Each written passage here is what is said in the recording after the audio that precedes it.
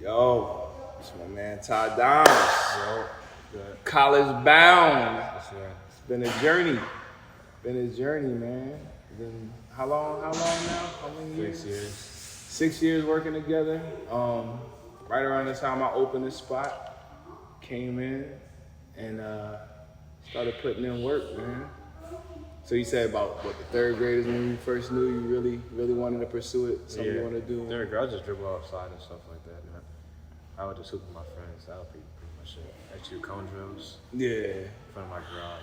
Yeah. I kept doing that. Out of everybody I work with, there's a handful of the hardest workers, and you in the Hall of Fame of that for Spateball. Like you definitely right up there. I'd have to really sit down and start analyzing, but you definitely one of the top ones as far as work ethic that takes what we do here and will go and wake up in the morning before school and go to the gym and put in the work and just keep growing. And that's when I knew that I was like, no matter where you started at, I knew that you would get to a certain level. And when we talk about this college game, I mean, everybody of course wants to go D1 or go to a big school or whatever. But when you get into your mind state that, hey, I just want to play ball. I want to play ball in college. And there's a lot of great D3, D2 schools available. I mean, you still have to put in the work, and you can grow from that space and continue to grow. So I always knew that your dream was attainable. Tell me as you progressed, what was your first obstacle you thought of when you first started playing? Like, what did you feel you needed to improve on, and what did you feel after the first couple of sessions with me that gave you the belief that I would be able to help you get there? Definitely my confidence. My confidence was terrible. I remember texting my mom, like, one time, I was missing shots, and you said I would make like a facial expression and stuff. You said to fix like my facial expression. So you sent me to this camp, PGC. Point Guard College. Point Guard College camp. I learned a lot, and I went there, and ever since I stopped like making expressions, if I do a turnover or like miss a shot, and like my mom told me like have a poker face, like Kawhi Leonard. I would stop making faces. I would just be calm. So like no one can get in my head while I'm playing. I just be calm about it. Unless someone's talking. And I just talk back at them. It's crazy as a trainer, if you're blessed to work with a fair amount of people, you know, you forget the little things, but I'm always I'm always aware every time I come into a session that it's gonna mean something to one of the students, like bigger than what I'll remember, just because I do it every single day. And so I'm always like, you know, the mentality like a Jordan or a Kobe had when they knew that, oh, I could take this game off, but I'm not, because I know somebody's here that's only gonna see me play one time. They got one ticket, you know, for their whole life. If I don't show up, then they never gonna see me play. So I try to take that mentality into every session. And sometimes, you know, sometimes I don't have it. Sometimes I'm a little tired or going through whatever, but I try to use the energy. But when I really tap in, the energy of the facility, the energy from the kids, the energy from, you know, the people that supported us, it always carries me through and allows me to give them what they need so we can have a great session and continue to grow. Now, we knew the whole AAU game and stuff like that. As a student athlete, as a kid who's going to college to play basketball, what do you feel? What's your reflection on AAU? How do you feel? What are the pros and the cons of AAU?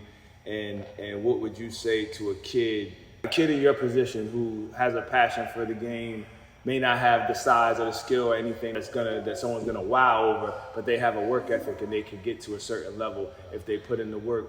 What would you say to them? The comparison between AAU and training and working on your skills?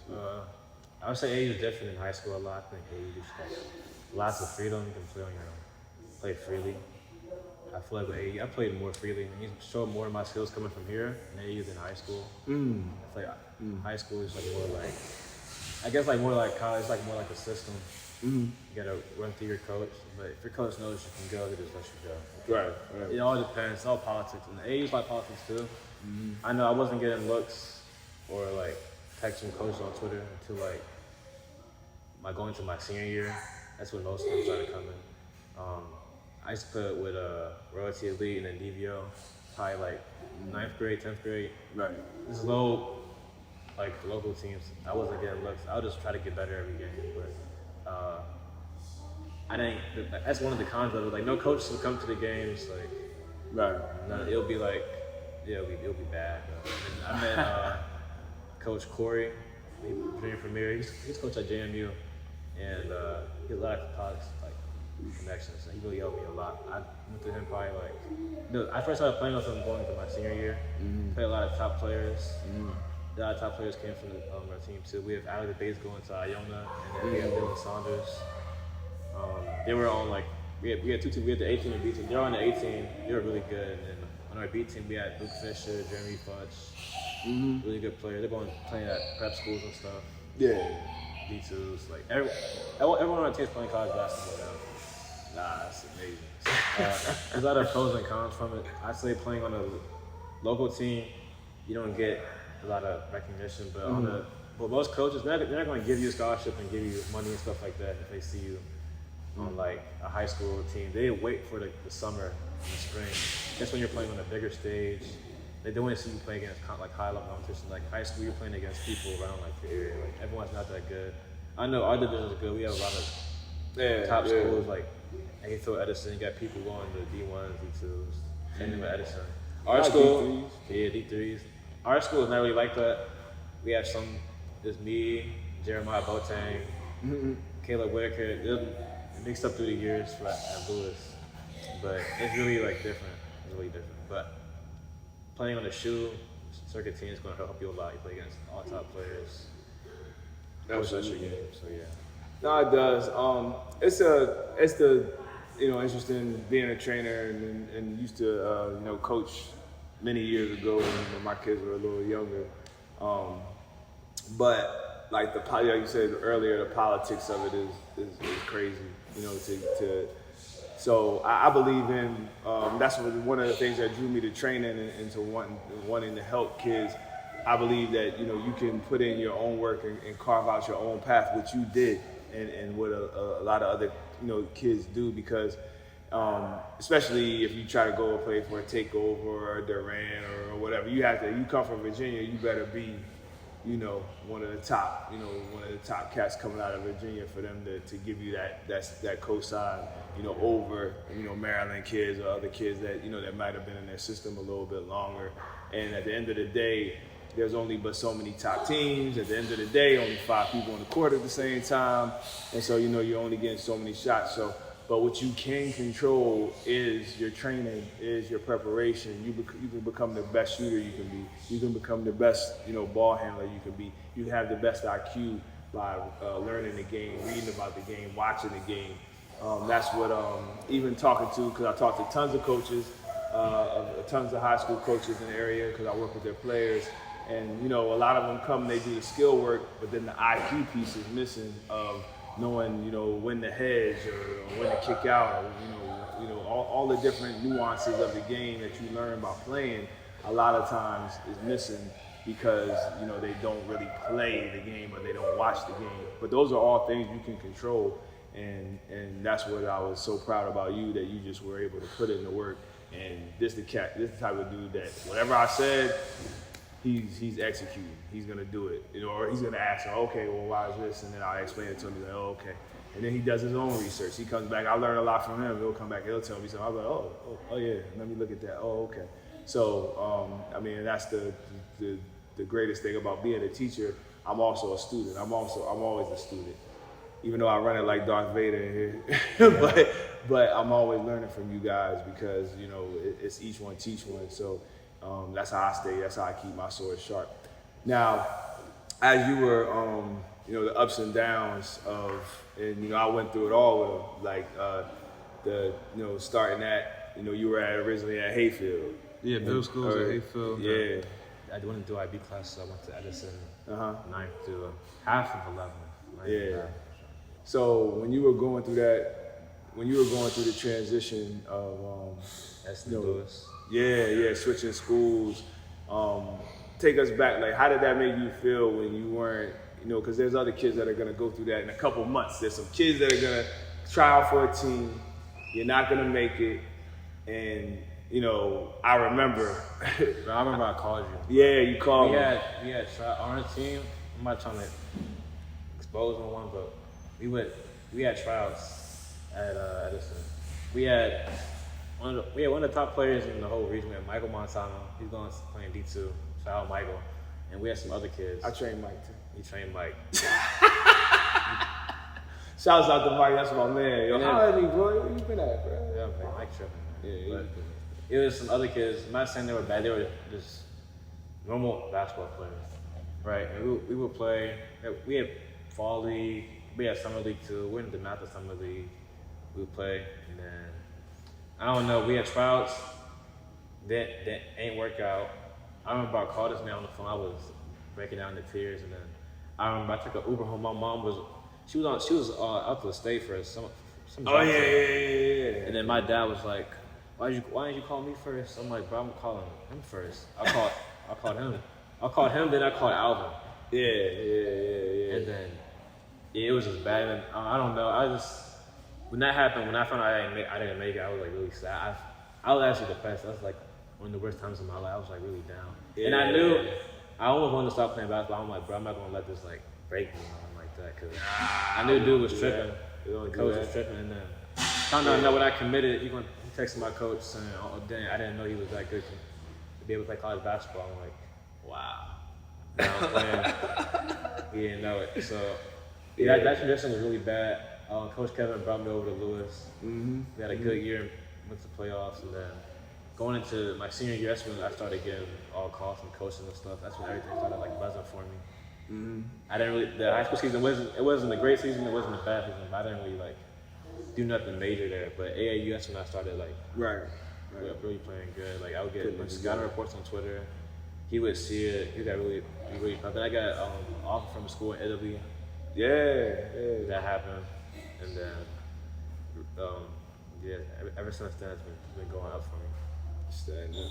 Now going through that and constantly, what kept you motivated? Because a lot of kids might have, some people, they're not even gonna switch school. Like, and that's the thing, like, you have to understand where you are. Like, coaches aren't gonna change, whether they have their favorites or just the style of coach or whatever. Once again, only 5 players on the court at the time, only so many minutes to go around. And so when you might have 2 or 3 players that are you want to call them stars, your starters, and then you have your rotation. So going through that, what kept you motivated to stay with it and not just give up? I'm not gonna say haters, but a lot of people would laugh. People to think it was a joke because I wasn't playing medicine. So I was like, all right, bet. And then when I first committed in April, I was getting the same text from him saying, "Oh, congrats." I'm like, nah, get off my phone. Don't say that now. And then Smile in your face. Yeah, the only person who was really there and said and knew the coach was tripping, everything was weird to me was Mike. And Mike was really there from when I was breaking down from trials and stuff. I'm in the gym with Mike every day. And out of everyone on that team, we're the only ones playing high level basketball right now. Yeah. The only ones. And other people they were projected to play in college and stuff like that. Right. With not even didn't get opportunity to play it. So see, that just goes to show that we are the creators of our destiny. We are the creators. We can control our life. We can control the effort that we put into the goals that we want to attain. Yeah. Because you basically you was told no a few times in high school. Most kids they just gonna move on to something else. But he's like, nah, I'm gonna play college basketball. He told me that back when he was 6th, 7th grade or whatever it was. And even I was like, okay, we got a lot of work to do. we got a lot of work to do. But when I saw it, I think it was like one day, because you see him and you see him and you see him. I think it was during that COVID period. And you was living on the vertibacks. You was living in here. You was doing the one-on-ones. You was doing the groups. You was doing that. Yeah, and then you were doing the stuff on your own. I said, we're going to be all right. Now it's just a matter of opportunity. Now you just have to find the opportunity. It's just like, if you want a job, if anybody wants a job, if you go out here hard for a week, you will find a job. It might not be the job you want, So same thing with a school. Where you start isn't going to necessarily be where you end, but to have the wherewithal to get through everything you have to get through to get to that opportunity, that's something that's going to serve you well past basketball. Because this thing right here, it stopped bouncing for everybody. You know what I mean? It stopped bouncing for me in high school. Things didn't line up the way that I thought. I didn't prepare certain ways that I thought, but it's all good because I'm supposed to be here. I'm supposed to be helping him get to where he's supposed to go. So this is what I was destined to do. So once you started getting you started kind of seeing that the college thing was there, and then Maine shouts out to the school. Maine Maritime came into the picture. So tell us, like, when they first contacted you, how did that go? How did that situation develop? I first got the text, like, I think it was after track practice. I was with Brandon and Khalid. Shout out to Brandon and Khalid. I was like at my trunk and I texted him. I was like, oh damn. And then I called my mom, and then my mom was excited, but I couldn't tell she was excited, and I called her. And then I was just hyped, and I went to track practice, and I had a phone call with him like during the school day the next day. Yeah. But at first, I knew about the school because my friend Omar went there. Oh, okay, I didn't know. So, but like during that time, I wasn't really tripping about where I was going. I had options, but I was really interested in that school because I searched it up when I got home. And I was like, oh, this might seem nice. And I took like 2 visits there. My first visit, I really liked it, and I was like, yeah, I'm going here for sure. And my dad was like tripping about it because he didn't want me to go far away. He's like, you're not going all the way to Maine. I'm like, yeah, all right. And same thing with my mom. She's like, you're just going for basketball. I'm like, all right, whatever. And then a couple of weeks went by, and then she was like, okay, you want to go here? I'm like, yeah, I want to go here. And then after I committed, I told him. He was really happy, and that's when everything started coming. Yeah. Hey man, let's tell y'all parents something. These kids, this is a young man right now. We grow, and so he has to spread his wings, and especially in this game, you don't know where you spread your wings. You don't know where the journey's going to take you. You got to be prepared to go there because it's not always going to be in your backyard. And like the saying goes, you gotta leave home to get the love, to get the respect. Whether you're a musician, or artist, or whatever, it rarely comes. I mean, it may come from your crew or your support team, but as far as like really getting that recognition, you always gotta go away. That's why, you put it on whatever, but it's like, the Georgetowns, the GWs, the Marylands, the George Masons, you have all this talent in your backyard. DMV is a hotbed of talent. And not just the high profile guys in the WCAC, but just locally. And we got the best hoopers in the country. Y'all not looking at these players, man. Like, so for real, I'll put it on blast. Like, the local schools, y'all need to do a better job of recruiting your local talent. You know what I mean? So, and I can speak from firsthand experience. I don't have to say no names. Y'all can put it together for people that know. But, no attention from the local, area. But, it is what it is. We all know the politics. Coaches come from different areas. Coaches are connected to different teams, blah, blah, blah, blah, whatever. All I'm saying is DMV is a hotbed. Not just the private schools, the public schools are representing. Shouts out to South County, won state championships. Shouts out to Hayfield, who just won back-to-back, state champions. And we all connected. We all in the same area. The Hayfields, the West Pros. This is all. It's all extended family. So it's like all these schools are cousins. People play on the same AAU teams and went to high school, went to elementary school, junior high school together. So it's a lot of talent in this area. And not just, but the DMV is a very interesting area anyway because we have so much talent artistically, musically. But like I said, a lot of times, everybody geared up to go to a Drake concert before if this man was performing or this guy was performing, a local guy. They gonna go and see the person who's already established. We don't know about building, our own up. But so taking it back, bringing it back to basketball, bringing it back to you. So what do you think your goals are, or what are your goals for your first year at Maine? I want to win our conference. That's like the main. I'm just trying to win. Right. I want to make March Madness tournament for D3. I'm trying to make that. Yes, sir. But first, because I know my mom gonna watch this, of course, books first. All A's. Always. Then on top of that, You wouldn't even got that opportunity if you wasn't taking care of your books. like, So let's put that out there right there. It's a student, a very sharp student. Salute, congratulations on that. Has always been a sharp student. Not just because he's just naturally gifted, but you know he's a hard worker, man. Like I've learned from him. I've learned from him like about putting things together and staying dedicated to stuff. So bringing it back to intertwining, because it's you, but it's Spade-Ball and how we helped out. What about Spade-Ball training has helped you? Not just, we talk about that dedication, not just on the court, but in life. Like I'm curious, because I never even asked you this question. What have you learned from me that has helped you in your life? Definitely just bad things happen to stay up. Like he has like motivation stuff all over here. Nothing is difficult or easy in itself. Like all that stuff.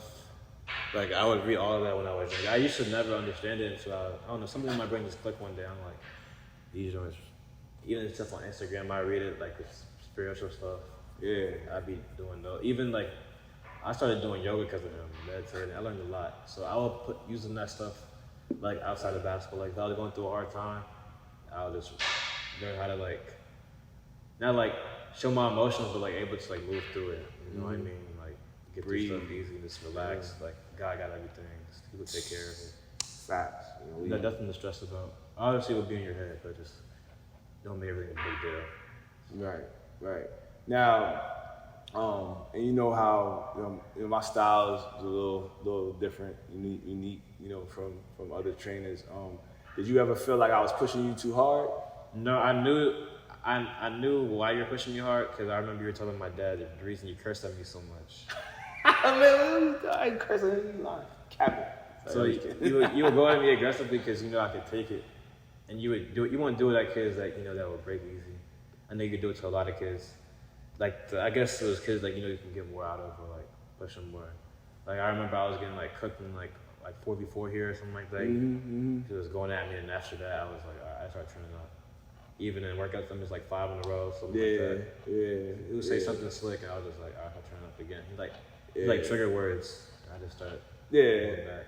Especially once, because it's all family. Like, y'all it's all my kids, man. Especially, there's levels to it. But, like with him, he family. You can call me over, I need to come stay at your house. I'll be like, all right, cool. Whatever. You know what I'm saying? Like, so once you have that bond, then it's like, we doing this to death. Like, we doing this forever. Like, all right, this is beyond basketball. You be 30 years old, you're gonna hit me up. You're gonna probably need something, advice on something like that. I got you.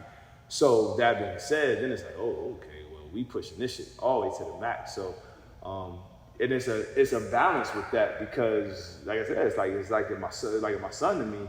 But then sometimes they come in and they're relaxed and they're comfortable. I want you to be comfortable and relaxed, but when you step on this floor, we got to put in the work. You know what I mean? Because the ultimate goal is to get you better, or to get you to make your high school team, or to make college, or beyond.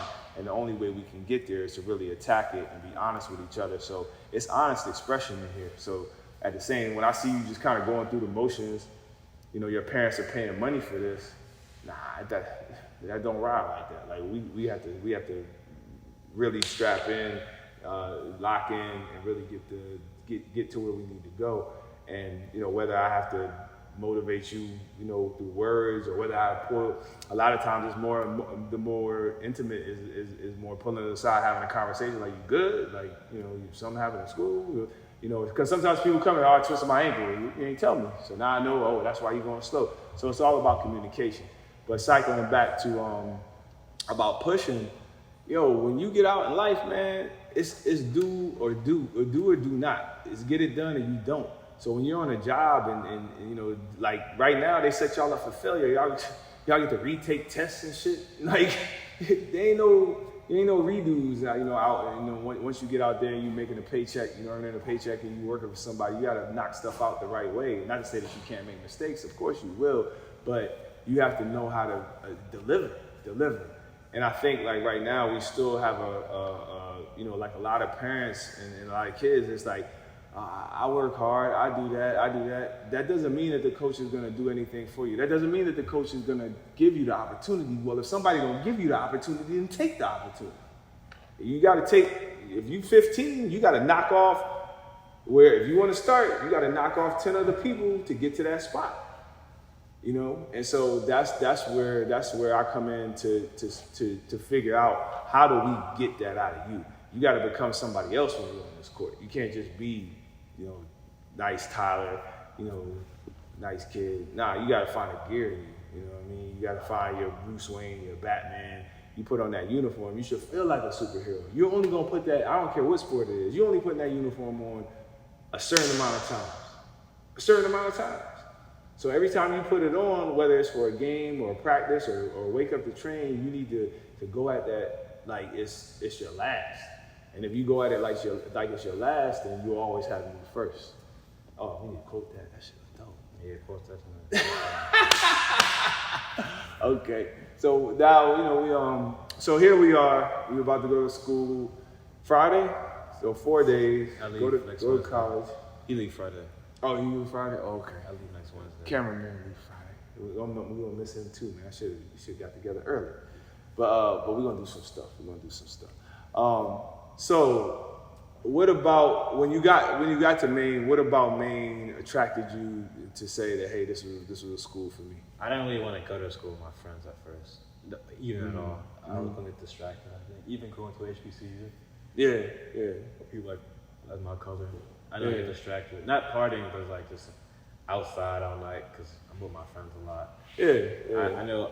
Like, I want to play college basketball, so like I'll do that with my teammates, but I wouldn't be locked in as much. Yeah. Obviously, I'll find something to do. It'd definitely be harder than up there. I can focus way more. Like way more. Like it's not that much to do. We're like in a small town. Like Right.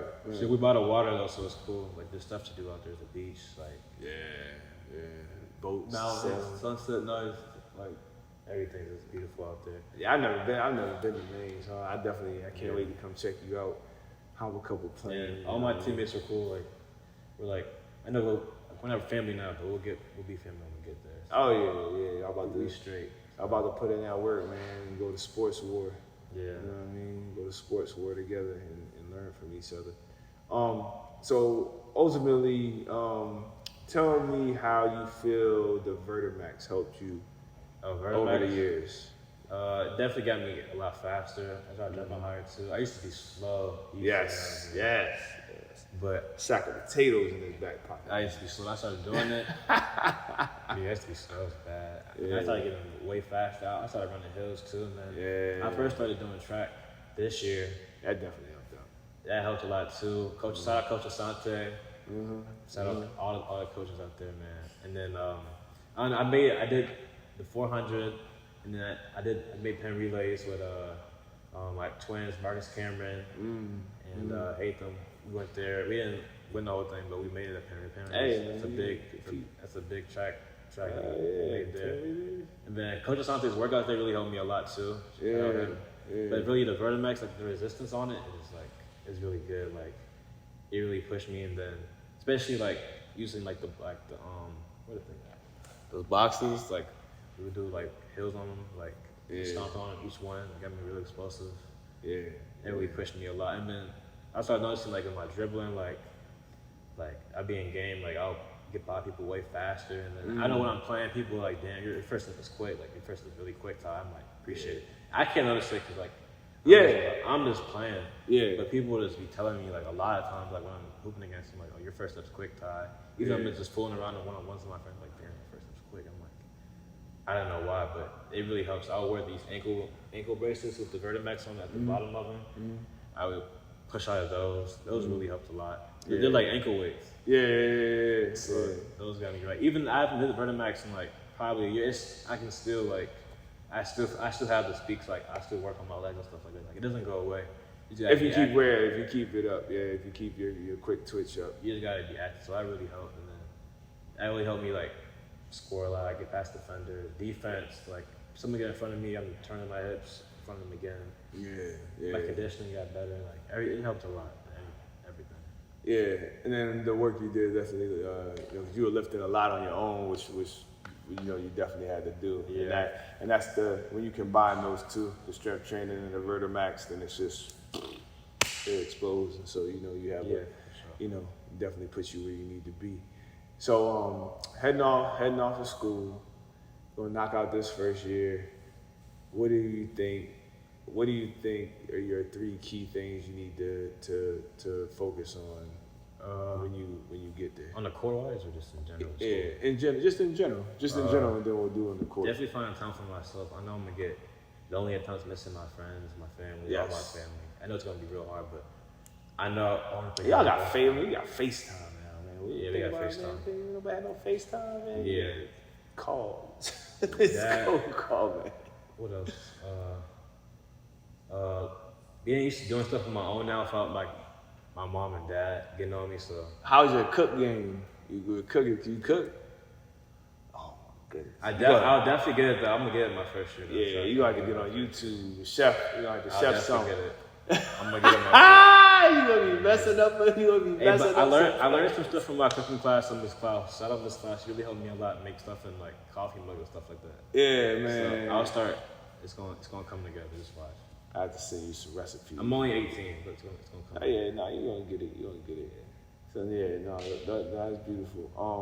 So what about what about the coach?